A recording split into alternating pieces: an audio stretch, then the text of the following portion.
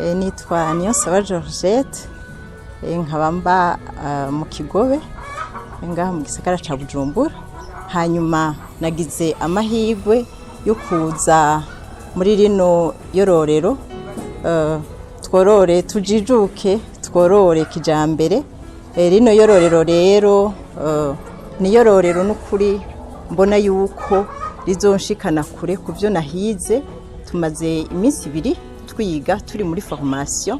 Rero jewe ndafise umugambi wo korora inkoko, hanyuma muri uwo mugambi hariho vyinshi nabonye yuko bizomfasha naboneye hano. Hariho par exemple nabonye yuko nk'inkoko zigwaye yuko zishobora kugira umuntu akazishira mu bitaro. Mu nzu y'inkoko nabonye yuko umuntu ashobora kugira ibitaro. Ibyo ntavyo narinzi, hanyuma bizomfasha no kugaburira inkoko zanje. Aho mba mu Kigobe ntivyoroshe kuhororera, ariko ndafise umugambi wo gushika kure nkorora ruguru aho mfise itongo rinini kazohamenaja. Hanyuma rero nkategura mfashijwe n'abanyene abatugirishe formation bakamfasha, bakampa abamenyereye ari kubaka eka kandi n'inkoko n'imiswi. Kibaze ko nzoyigurira muri iri yororero nyene, kuko nabonye ko bafise imiswi myiza cyane kandi batubwiye yuko bagukurikirana aho buri hose kubw'ico gitungwa uba wakuye iwabo, haba hari suivi ikwiye. Jewe nta kubera akazi nkora ntaco vyantwaye, kubera ni formation yabaye muri weekend.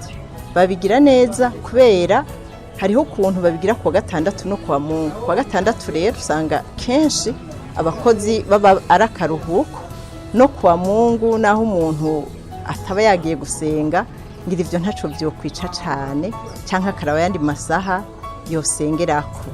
Biri no mu mugambi w'umukuru w'igihugu yatubwiye, yaduhimirije yuko umuntu wose utegerezwa kuronka icurya, umufuko wose ukaronka ibihumbi 10. Rero nkaba nshimiye abo muri rino yororero, nukuri bagize ikintu kinini banshikanye. Ubu rero ngiye gutangura kuko nzobanzi ingena ndabikora kandi ntihenze. Zigwaye nzomenya ndazifata kuzigaburira, ndazi ingena nzozigaburira. Hanyuma kandi nanje bizonyungura kugira ngo ntere imbere mu muryango wanje, dutere imbere haba mu gufungura neza, haba mu kuronka amafaranga, haba no guteza imbere igihugu, kuko igihugu cacu kizotera imbere. Yego.